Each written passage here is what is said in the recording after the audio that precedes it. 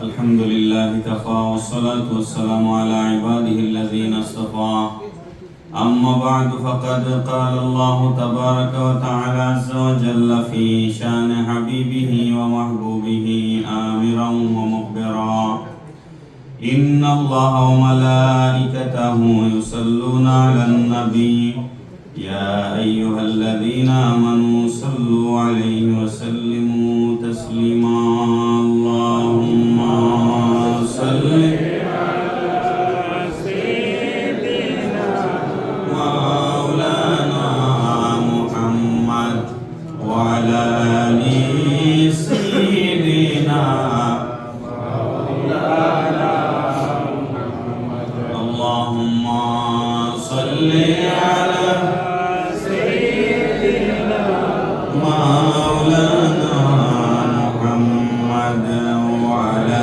آل سيدنا مولانا محمد تو खुदा नहीं जो खुदा का हो तू बता तुझे क्या कहूँ ना फलक पे तेरा जवाब है ना ज़मीं पे तेरी मिसाल है अल्लाहुम्मा सल्ली अला सय्यिदिना मौलाना मुहम्मद व अला आलि सय्यिदिना मौलाना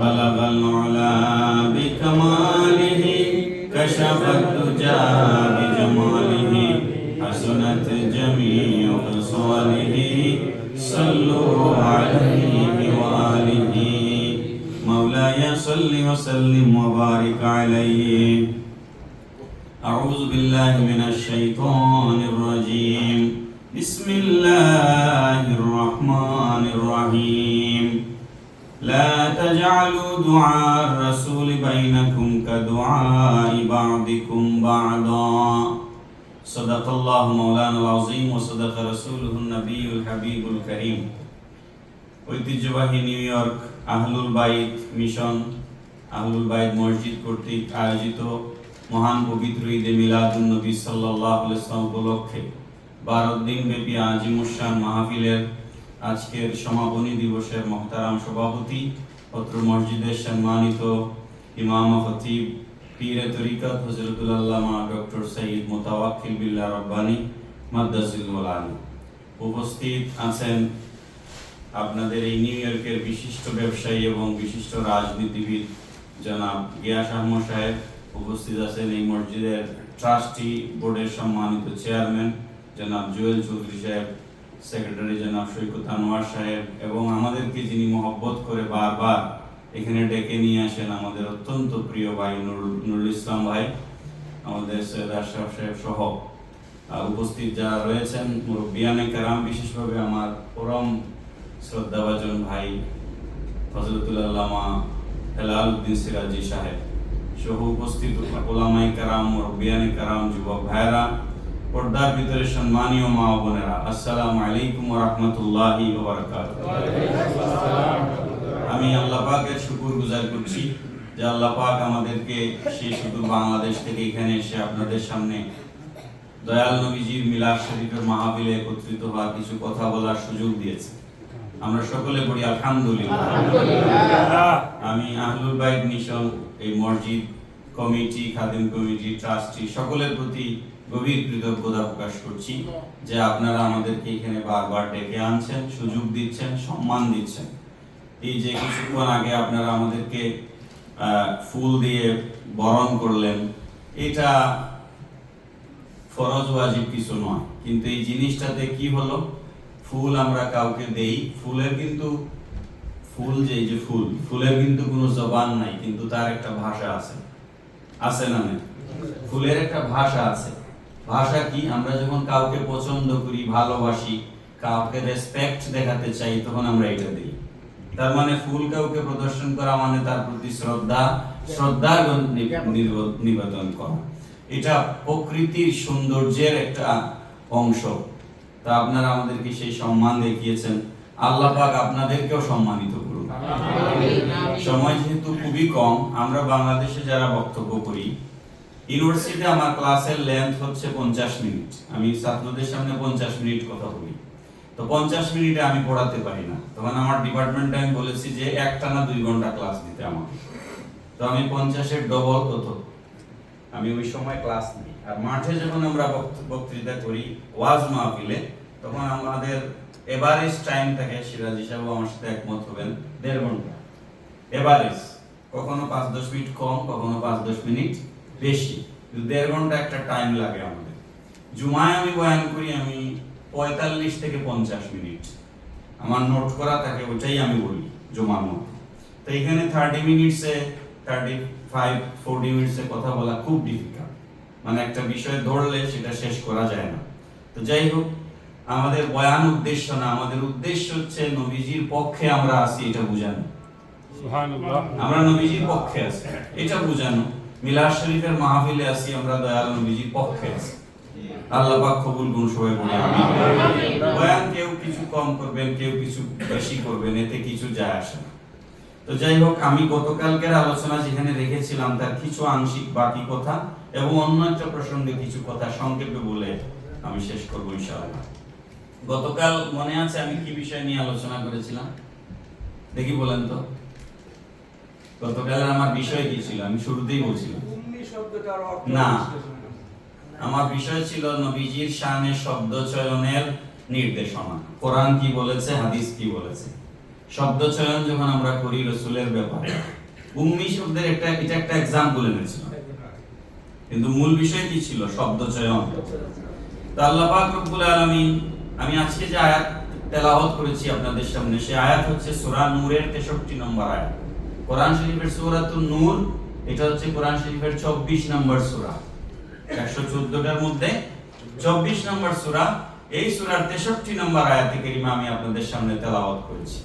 আল্লাহ পাক রব্বুল আলামিন বলেন, লা তাজআলু দুআর রাসূলি বাইনাকুম কাদুআই বা'দিকুম বা'দা। Do not presume among yourselves the calling of the noble messenger equal to your calling one another. যেমন আমরা মেয়র বলি, হ্যাঁ, এমপি বলি, মন্ত্রী বলি, ভাই সাহেব বলি, হ্যাঁ, চাচা বলি, দাদা বলি, এগুলো হচ্ছে আমাদের দুনিয়াবি নিয়ম কানুন। আল্লাহ পাক বলছেন না, পৃথিবীতে একে অপরকে যেভাবে ডাকাডাকি করো, খবরদার লা তাজআলু দুআর রাসূল বাইনাকুম কাদুআই বা'দিকুম বা'দা। একে অপরকে যেভাবে ডাকাডাকি করো, খবরদার আমার রাসূলকে সেইভাবে ডাকাডাকি করবে না। সুবহানাল্লাহ। নোট করেন সূরা নূর আয়াত নাম্বার 63। আমি খুব সংক্ষেপে ব্যাখ্যা দিচ্ছি আপনাদেরকে। দুনিয়াবি সম্পর্ক, রিশতা, উর্দুতে রিশতা বলে, রিশতা। দুনিয়াবি সম্পর্ক হচ্ছে 3 প্রকার। মানে আমরা যে ডাকাডাকি করি, এই ডাকবার, সম্বোধন করবার, কাউকে অ্যাড্রেস করবার দুনিয়াবি বিধান হচ্ছে 3টা। কয়টা? 3টা। একটা হচ্ছে রক্তের সম্পর্ক, আরেকটা হচ্ছে বয়সের তারতম্যের সম্পর্ক, আরেকটা হচ্ছে পদমর্যাদার সম্পর্ক। এই 3টার বাইরে কিন্তু পৃথিবীতে আর কোনো রিলেশনশিপ নাই। রক্তের সম্পর্ক, যেমন ছেলে জন্মদাতাকে বাবা বলে, মা বলে, এটা কিসের ভিত্তিতে? রক্তের সম্পর্কের ভিত্তিতে। বাবা সন্তানকে নাম ধরে ডাকেন, কিংবা বাবা বলে ডাকেন, আম্মু বলে ডাকেন, আব্বু বলে ডাকেন, এটা হচ্ছে রক্তের সম্পর্কের বেসিসে। 2 নাম্বার হচ্ছে বয়সের তারতম্যের বেসিসে। যেমন আমি বলছি গিয়াস ভাই, নুরুল ভাই, এটা কিসের জন্য বলছি? উনি আমার থেকে he is senior to me, যে কারণে আমি তাকে গিয়াস বলে বলতেছি না, কি বলতেছি? গিয়াস ভাই বলতেছি। কিসের জন্য? তিনি আমার থেকে বয়সে বড়। আরো বড় যদি হয়, আমার বাবার বয়সী হতে, তাহলে আর ভাই বলি না আমরা, তখন কি বলি? চাচা। কি বলি? চাচা। এই যে বলতেছি, এটা বয়সের তারতম্যের কারণে এই সম্বোধনটা আমরা করি। আর 3 নাম্বারটা হচ্ছে পদমর্যাদা। যেমন আপনি আমি যতই ছোট হই, তারপর আপনি আমাকে প্রফেসর বলেন, তাই না?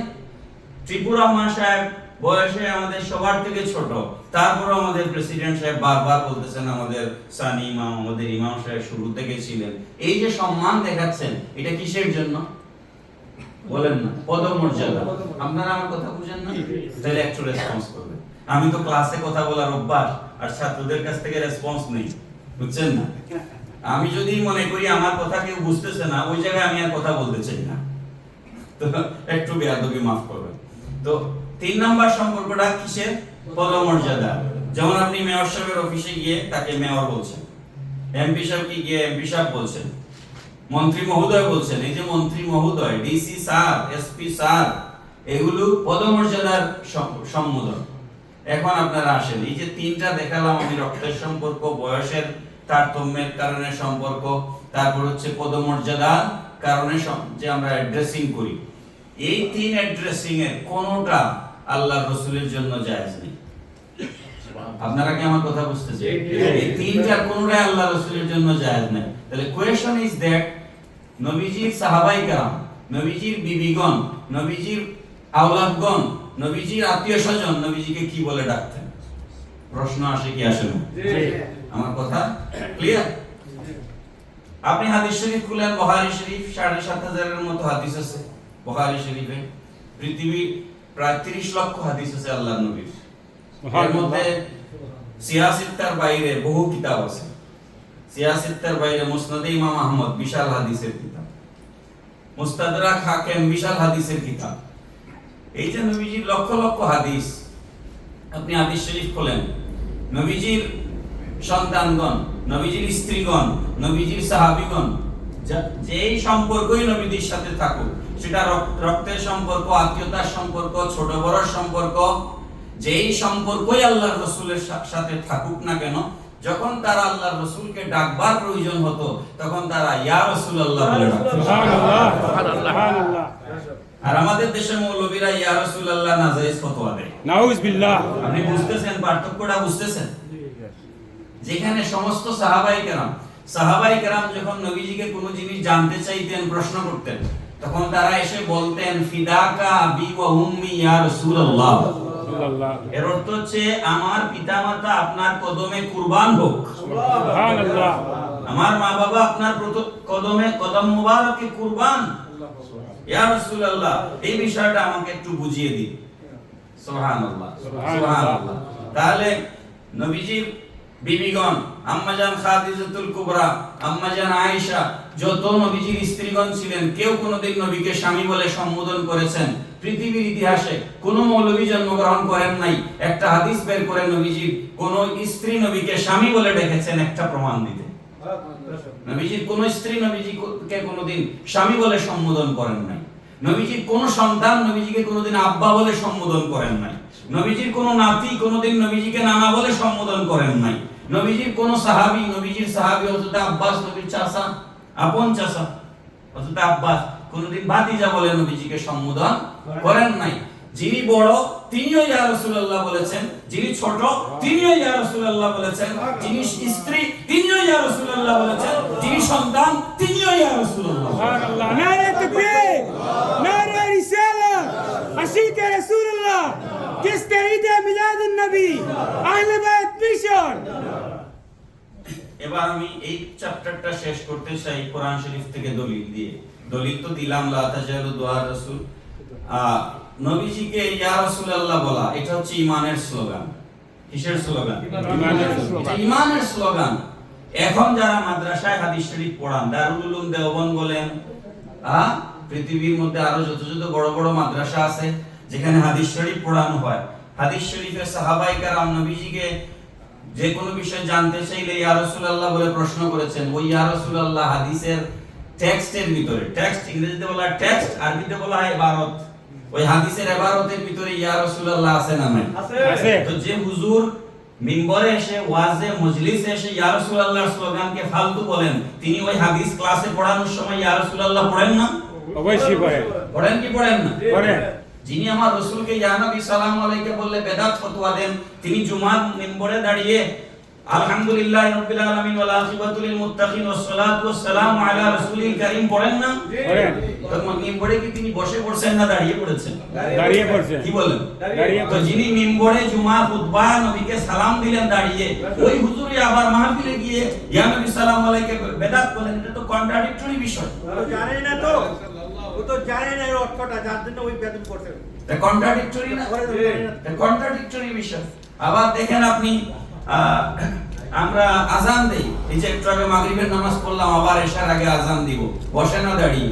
দাঁড়িয়ে। শুধু দাঁড়িয়ে? আমার আল্লাহ জানেন কিছু আছে যারা নবীকে ইয়া নবী সালাম আলাইকা বলবে না, দাঁড়াবে না, সালাম দিবে না, দাঁড়ানোকে বেদাত বলবে। এইজন্য আল্লাহ পাক বলেন দাঁড়া এবং কান ধর, কান ধরে উচ্চারণ কর আশহাদু আন্না মুহাম্মাদার রাসূলুল্লাহ। সুবহানাল্লাহ। মুলবি দাঁড়াও, স্ট্যান্ড আপ, কান ধরো আর আমার রাসূলের নাম উচ্চারণ করো। ইয়া রাসূলুল্লাহ। সুবহানাল্লাহ। কান ধরো আর আমার নবীর নাম উচ্চারণ করো। তুমি দাঁড়াবা না আমি জানি, কোমর ব্যথা করবে তোমার, এইজন্য এখানে দাঁড়াও। সুবহানাল্লাহ। আশহাদু আন্না মুহাম্মাদার রাসূলুল্লাহ বলো। সুবহানাল্লাহ। সুবহানাল্লাহ। এগুলো রিয়েলাইজেশনের ব্যাপার, ফিলিংস এর ব্যাপার, মহব্বতের ব্যাপার, ইশকের ব্যাপার, প্রেমের ব্যাপার। মুহতারাম হাজিরিন, কোরআন শরীফে বহু নবীর নাম বহুবার আসছে। গোটা কোরআনের ভিতরে আমাদের নবীর নাম মুবারক 4 বার আসছে। কয়বার? 4 বার। গোটা কোরআনে আমার নবীর নাম মুবারক কয়বার? 4 বার। কিন্তু অন্য নবীদের নাম আরো বেশি বার আসছে। এর অর্থ এই নয় যে আমাদের নবীর থেকে উনার মর্যাদা বেশি। 4 বার আসছে। কয়বার? 4 বার। এই 4 বারের একবারও আল্লাহ পাক নবীকে নাম ধরে ডাকেন নাই। সুবহানাল্লাহ। আয়াত পড়ে শোনাচ্ছি আপনাদেরকে, কোরআন শরীফ থেকে নোট নিয়ে যান, আর রেকর্ড তো হচ্ছেই। এই 4টা কোরআন শরীফে 4 জায়গায় আল্লাহ পাক নবীজির নাম মুবারক উচ্চারণ করেছেন। একটা হচ্ছে সূরা আলে ইমরান, আল্লাহ পাক রব্বুল আলামিন বলছেন ওয়া মা মুহাম্মাদুন ইল্লা রাসূল। পড়েন সুবহানাল্লাহ। সুবহানাল্লাহ। ওয়া মা মুহাম্মাদুন ইল্লা রাসূল। মুহাম্মদ সাল্লাল্লাহু আলাইহি সাল্লাম আল্লাহর রাসূল ছাড়া আর কিছু নয়। পড়েন সুবহানাল্লাহ। সুবহানাল্লাহ। এটা সূরা আলে ইমরান। তারপর সূরা আহজাবের সৈয়দ আমাকে কি একটু অল্প করে চা দিতে পারবেন? গলা আজকে বসে গেছে, জানি না। সৈয়দ সাহেব যে খেদমত দিচ্ছেন, আল্লাহ পাক নেক হায়াত দান করুন। ফজরের নামাজ পড়ে ব্যাগ পড়ে খাবার পাঠায় দেন আমাদের টেবিলে, খাবার আর খাবার। আমি আর সিরাজি সাহেব বলতেছি, পীর সাহেবের চেয়ে আমাদের এখানে খাবার বেশি আসছে। আলহামদুলিল্লাহ, আল্লাহ পাক কবুল করুন, সবাই বলি আমিন। 2 নাম্বার, আল্লাহ পাক সূরা আহজাবের ভিতরে আল্লাহ রাব্বুল আলামিন নবীজির নাম মুবারক উচ্চারণ করেছেন, মা কানা মুহাম্মাদুন আবা আহাদিম মির রিজালিকুম ওয়ালাকির রাসূলুল্লাহি ওয়া খাতামান নাবিয়্যিন। সুবহানাল্লাহ। আল্লাহ পাক রব্বুল আলামিন বলছেন মা কানা মুহাম্মাদুন আবা আহাদিম মির রিজালিকুম ওয়ালাকির রাসূলুল্লাহ। বাবা বুঝে শুনে উত্তর দিবেন, বুঝে শুনে উত্তর দিবেন। একটু একটু আগান, তো জায়গা হচ্ছে না, একটু আগান সামনে, সবাই সামনে, একটু সামনে। হ্যাঁ, একটু আগান, সবাই সামনে আগানি তো। হ্যাঁ, একটু খেয়াল করেন তো আমার কথাটা। নবীজির সন্তান ছিলেন কি? ছিলেন না? নবীজির সন্তান ছিলেন তো। আল্লাহ পাক বলছেন মা কানা মুহাম্মাদুন আবা আহাদিম মির রিজালিকুম। এই মুহাম্মদ সাল্লাল্লাহু আলাইহি সাল্লাম কোন পুরুষের পিতা নন। তার মানে কি নবীজি সন্তান ছিল না? ছিল, কিন্তু আব্বা বলা যাবে না। আল্লাহ পাক বলতেছেন ওয়ালাকির রাসূলুল্লাহি ওয়া খাতামান নাবিয়্যিন। তিনি হচ্ছেন বরঞ্চ পিতা নন, তিনি হচ্ছেন আল্লাহর রাসূল এবং শেষ নবী। 3 নম্বর, আল্লাহ পাক সূরা ফাতহার ভিতরে ইরশাদ করেছেন, আজকে আমাদের খতিব সাহেব হুজুরের ছেলে এখানে তেলাওয়াত করেছেন। সূরা ফাতহার ভিতরে আল্লাহ রাব্বুল আলামিন বলছেন মুহাম্মাদুর রাসূলুল্লাহ ওয়াল্লাযীনা মাআহু আশিদ্দাউ আলাল কুফফারি রুহামাউ বাইনাহুম। পড়েন সুবহানাল্লাহ। মসজিদ থেকে আমাদের দেশে লা ইলাহা ইল্লাল্লাহ রেখে মুহাম্মদুর রাসূলুল্লাহ মুছে দেওয়ার ঘটনা ঘটছে না? বাংলাদেশে আপনারা কি মনে করেন তার দাড়ি যদি নাভি পর্যন্ত লম্বা হয় সে কি মুমিন? এ তো আবু জেহেলের চেয়েও খারাপ। কারণ মুহাম্মাদুর রাসূলুল্লাহ এটা কোরআনের আয়াত। কিসের আয়াত? কোরআনের আয়াত। মুহাম্মাদুর রাসূলুল্লাহ এটা সূরা ফাতিহার আয়াত। মুহাম্মাদুর রাসূলুল্লাহ ওয়াল্লাযীনা মাআহু আশিদ্দাউ আলাল কুফফারি রুহামাউ বাইনাহুম। আজকে হুজুরও মাগরিবের নামাজের প্রথম রাকাতে এটা তেলাওয়াত করছেন, ঠিক নেই? তো মুহাম্মাদুর রাসূলুল্লাহ তো কোরআনের আয়াত। তো কোরআনের আয়াতকে শিরকের দোহাই দিয়ে যারা মসজিদ থেকে লা ইলাহা ইল্লাল্লাহর পাশ থেকে মুছে দিচ্ছে, আপনারা কি মনে করেন এরা ঈমানদার? এজন্য এদেরকে অনুসরণ করবেন না, শয়তানের অনুসরণ। আল্লাহ আমাদেরকে হেফাজত করুন, সবাই বলুন আমিন। আমিন। আর 4 নাম্বার, নবীজির নামে কোরআন শরীফে একটা সূরা আছে। নবীজির নাম মুবারকে কোরআন শরীফে একটা কি আছে? সূরার নাম সূরাতু মুহাম্মদ। সূরা মুহাম্মাদের ভিতরে আল্লাহ পাক বলছেন, ওয়াল্লাযীনা আমানু ওয়া আমিলুস সালিহাতি ওয়া আমিনু বিমা নুজিলা আলা মুহাম্মাদিন ওয়া হুয়াল হাক্কু মির রাব্বিহিম। পড়েন সুবহানাল্লাহ। আল্লাহ পাক বলছেন ওয়াল্লাযীনা আমানু, যারা ঈমান এনেছে, ওয়া আমিলুস সালিহাত, এবং যারা নেক কাজ করেছে, ওয়া আমিলু বিমা নুজিলা আলা মুহাম্মাদিন ওয়া হুয়াল হাক্কু মির রাব্বিহিম, আল্লাহর পক্ষ থেকে যে হক কিতাব কোরআন আপনার উপরে নাজিল হয়েছে, এর উপরে যারা ঈমান এনেছে এরাই হচ্ছে মুমিন। সুবহানাল্লাহ। কোরআন শরীফে কয় জায়গায় নবীজির নাম মুবারক আছে? 4 জায়গায়। একটা সূরা আল ইমরান, আর একটা সূরা আহজাব, আর একটা সূরা ফাতহা, আর একটা সূরা মুহাম্মদ। এই 4 জায়গায় একবার আল্লাহ ইয়া মুহাম্মদ বলে নবীজিকে ডাকেন নাই। দেখেন, সুতরাং নবীজিকে নাম ধরে ডাকা, ইয়া মুহাম্মদ বলে ডাকা আমাদের জন্য জায়েজ নাই। আমরা কি ডাকবো? ইয়া রাসূলুল্লাহ। একটু জোরে বলেন তো, ইয়া রাসূলুল্লাহ। আবার বলেন ইয়া রাসূলুল্লাহ। আল্লাহ পাক ইয়া রাসূলুল্লাহ বলতে বলতে যেন আমাদের মওত নসিব করেন। আমিন। আমিন। তারা ফালতু বলুক, আর আমরা ইয়া রাসূলুল্লাহ বলে বলে মরতে চাই। আল্লাহ পাক আমাদেরকে ইয়া রাসূলুল্লাহ বলে বলে মৃত্যু নসিব করুন। আমি জানি না কয় মিনিট সময় আছে। আজকে মেইন গ্র্যান্ড মাহফিল নবীজির বেলাদত শরীফের রাত, ঠিক কি না? নবীজির বেলাদত শরীফের এই রাতে এমন কিছু ঘটনা ঘটেছিল যেগুলো অন্য কোনো নবীর বেলায়ও ঘটে নাই, পৃথিবীর কোনো মানুষের বেলায়ও ঘটে নাই। সুবহানাল্লাহ। আমি তার দুই একটা মিসাল আপনাদের সামনে সংক্ষেপে দিয়ে আমার আলোচনা শেষ করব। আমাদের দেশে কিছু মোল্লা মুন্সি আছেন, তারা বলেন যে নবীজির মা বাবা ঈমানদার ছিলেন না। কত বড় মারাত্মক জাহেল, মূর্খ। বলে নবীর পিতামাতা জান্নাতি না, নবীজির পিতামাতা নাকি দুজখী। নবীজির নসব নামা, আমি আপনাদেরকে এখানে দাঁড় করাই একজন একজন করে, আমার হাতে যদি 1-1.5 ঘন্টা সময় থাকতো, ধরেন আমি জিজ্ঞেস করলাম আপনার নাম কি, তো আপনি বললেন আমার নাম এক্স। তারপরে জিজ্ঞেস করলাম আপনার বাবার নাম কি, আপনি বললেন আমার বাবার নাম ওয়াই। তারপরে বললাম আপনার দাদার নাম কি, আপনি বললেন দাদার নাম জেড। তারপরে বললাম আপনার দাদার বাবার নাম কি, কয়জন বলতে পারবেন? দাদার বাবার নাম পারবেন? ইমাম সাহেব হুজুর পারবেন, আরো অনেকেই পারবেন। আমি বলছি না সবাই পারবেন না, বলতেছি না, আমি বোঝানোর জন্য। ইমাম সাহেব হুজুরের তার পীর সাহেবের সাজরা আছে, হ্যাঁ, নসবনামা আছে। নবীজির নসবনামা নবীজির থেকে আদম আলাইহিস সালাম পর্যন্ত সংরক্ষিত আছে। আদম আলাইহিস সালাম পর্যন্ত সংরক্ষিত আছে। সংক্ষেপিত নসবনামা বরকতের জন্য আমি আপনাদের সামনে তেলাওয়াত করছি। সংক্ষেপিত নসবনামা: মুহাম্মদ বিন আব্দুল্লাহ বিন আব্দুল মুত্তালিব বিন হাশিম বিন আব্দে মুনাফ বিন কুশাই বিন কিলাব বিন মুররা বিন কাব বিন লুয়াই বিন গালিব বিন ফিহির। ওই ফিহির হচ্ছেন কুরাইশ।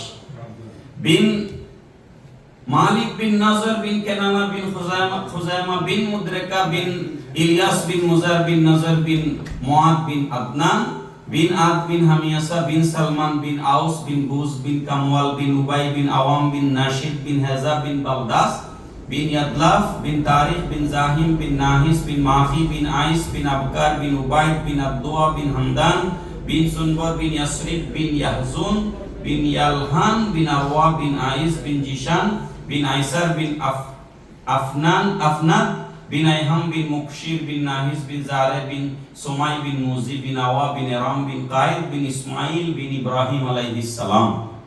সুবহানাল্লাহ। বিন তারিখ, ইব্রাহিম আলাইহিস সালামের পিতার নাম আজর নয়, এখন এটা বয়ান করার আমার হাতে সময় নেই। আজর ছিলেন ইব্রাহিম আলাইহিস সালামের চাচা, মূর্তি পূজা করতেন। কোন নবীর পিতা মূর্তি পূজারী হতে পারেন না। তো ইব্রাহিম আলাইহিস সালামের পিতার নাম কি? তারিখ। বিন তারিখ বিন নাহুর বিন সারু বিন রাউ বিন ফালেহ বিন আজের বিন শালেহ বিন আরফাখশাদ বিন শাম বিন নূহ আলাইহিস সালাম। সুবহানাল্লাহ। বিন লামেক বিন মালতুশলাহ বিন আখনুশ যিনি ইদ্রিস আলাইহিস সালাম, বিন ইয়াদ বিন মাহলাইল বিন কায়নান বিন আনুশ বিন শীশ আলাইহিস সালাম বিন আদম আলাইহিস সালাম। সুবহানাল্লাহ। এখানে আমাদের সকলের গুনাহ মাফ হয়ে গেছে। আপনি বিশ্বাস করতে হবে আমরা নবীজির নসবনামা পড়ছি। এরপরে যদি আবার গিয়ে গুনাহ করি সেটা ডিফারেন্ট জিনিস, কিন্তু এই মুহূর্তে আল্লাহ পাক আমাদের গুনাহ মাফ করে দিয়েছে। এবার প্রশ্ন হচ্ছে হুজুর নবীজির পিতামাতা যে জান্নাতি তার দলিল কোরআন। দলিল কি? কোরআন। আল্লাহ পাক রব্বুল আলামিন বলছেন ওয়া তাকাল্লুবাকা ফিস সাজিদিন আল্লাযী ইয়ারাকা হিনা তাকুম। ও নবী আমার, ওয়া তাকাল্লুবাকা ফিস সাজিদিন, সিজদাকারীদের ভিতরে আপনার আবর্তনকে আমি আল্লাহ লক্ষ্য করেছি। সুবহানাল্লাহ। সিজদাকারীদের ভিতরে আমি আপনার আবর্তনকে লক্ষ্য করেছি। আল্লাযী ইয়ারাকা হিনা তাকুম, সারা পৃথিবীর মানুষ আমাকে সিজদা দেওয়ার জন্য মুখিয়ে থাকে। সারা পৃথিবী আমার মুখাপেক্ষী, আমাকে রুকু করে আমাকে সিজদা করে, আর আপনি ব্যতিক্রম। ইয়া রাসূলুল্লাহ, সারা জনপদ যখন গভীর ঘুমে নিমজ্জিত হয়ে যায়, শেষ রাতে তাহাজ্জুদের নামাজ পড়বার জন্য আপনি যখন দাঁড়ায় যান, আমি আল্লাহ অপেক্ষা করি। আল্লাযী ইয়ারাকা হিনা তাকুম, নবী গো নামাজে আপনি কিভাবে দাঁড়ান, কিভাবে আমাকে রুকু করেন, কিভাবে সিজদা করেন, সেটা দেখার জন্য আমি আল্লাহ অপেক্ষা করি।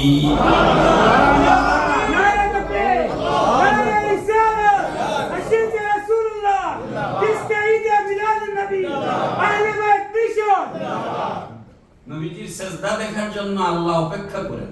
সুবহানাল্লাহ। সুবহানাল্লাহ। সংক্ষেপ,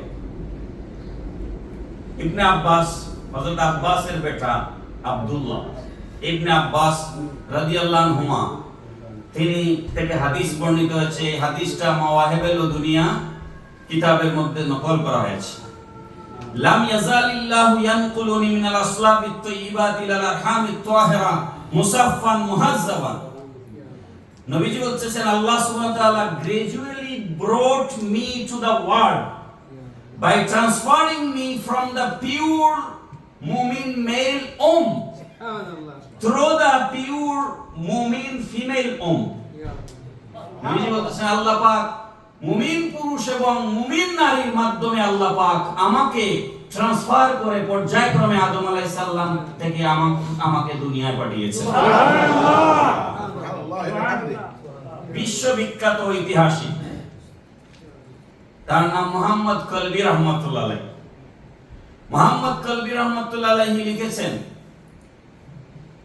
যারা আরবি একটু বুঝেন, প্রিন্সিপাল হুজুর আছেন, ওনার কথা আগে বলতে ভুলে গেছি, প্রিন্সিপাল আব্দুল মুসাব্বির হুজুর খুব ভালো আলেম। যারা আরবি একটু বুঝেন তারা তো বুঝে নেবেন। মুহাম্মদ কলবি রাহমাতুল্লাহ আলাইহি বলতেছেন কাতাবতু লিন নবী সাল্লাল্লাহু আলাইহি ওয়াসাল্লাম 500 উম্মাহাতিহি। I have recorded the list of 500 women from the ancestor of the Prophet Muhammad sallallahu alaihi wasallam. ইমাম কলবি বলতেছেন আমি রাসূলের বংশের মায়ের দিক থেকে, রাসূলের মা, তার মা, তার মা, তার মা, এইভাবে উপরের দিকে 500 জন মহিলার জীবনী আমি রেকর্ড করেছি। সুবহানাল্লাহ। ফালাম আজিদ ফীহিন্না সিফাহান ওয়ালা শাইআন মিন আমরিল জাহিলিয়া। I did not find any impurity and ignorance in them. আমি এই 500 মহিলাদের মধ্যে কোনো নাপাকি এবং জাহিলিয়াতের কোনো চরিত্র তাদের মধ্যে পাই না। 500 জন, 1-2 জন না, উপরের দিকে কতজন? 500 জনের আমি ইতিহাস রেকর্ড করেছি। কোনো ইম্পিউরিটিও পাই নাই, কোনো ইগনোরেন্স, জাহিলিয়াতের যুগে কোনো ইগনোরেন্সও তাদের মধ্যে আমি পাই নাই। আপনারা ওয়ারাকা বিন নওফেল নাম শুনেছেন? জি। খাদিজা রাদিয়াল্লাহু আনহার চাচাতো ভাই ছিলেন ওয়ারাকা বিন নওফেল, যিনি তাওরাতের পণ্ডিত ছিলেন। শেষ করে দিতে?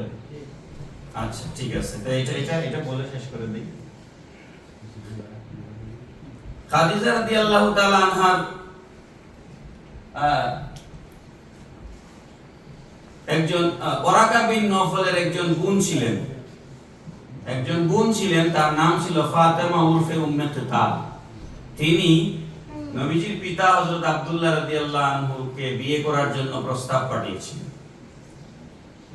কিন্তু সেটা হয়নি, ওটা অন্য আলোচনা। তো যেদিন হযরত আমিনা এবং হযরত আব্দুল্লাহ রাদিয়াল্লাহু তাআলা আনহার মধ্যে বিয়ে শাদী হয়ে গিয়েছে, শাদী হওয়ার পরে হযরত আব্দুল্লাহ যাচ্ছেন রাস্তা দিয়ে, তো ওই রাস্তায় প্রতিদিন ফাতেমা ওরফে উম্মে কিতাব, যিনি হচ্ছেন ওয়ারাকা বিন নওফলের বোন, তিনি রাস্তায় দাঁড়িয়ে থাকতেন আব্দুল্লাহ রাদিয়াল্লাহু আনহুকে দেখার জন্য। কিন্তু ওই দিন তিনি আর আব্দুল্লাহ রাদিয়াল্লাহু আনহুর দিকে তাকাচ্ছেনই না। তখন আব্দুল্লাহ রাদিয়াল্লাহু আনহু দাঁড়ালেন, দাঁড়িয়ে জিজ্ঞেস করলেন যে তুমি আমাকে বিয়ের প্রস্তাব দিতে আমার দিকে তাকিয়ে থাকতে, কিন্তু আজকে মুখ ফিরিয়ে নিয়েছো, কারণ কি?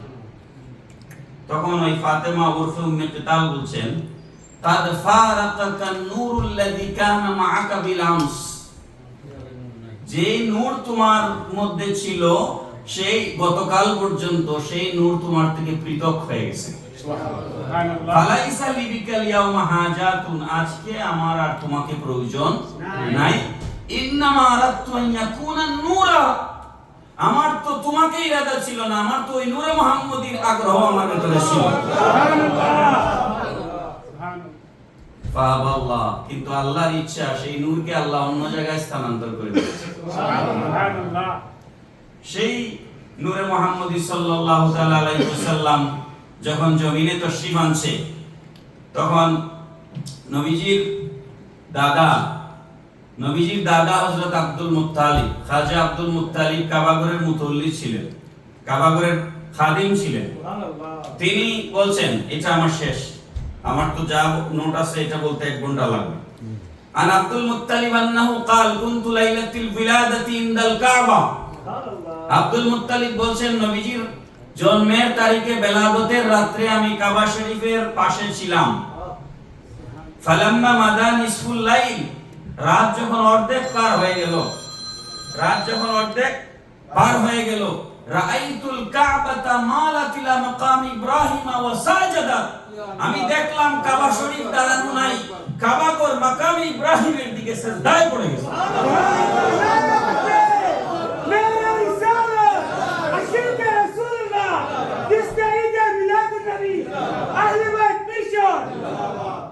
সারা পৃথিবী কাবার দিকে মুখ করে সিজদা করে, আর আজ কাবা মাকাম ইব্রাহিমকে সিজদা করছে। সুবহানাল্লাহ।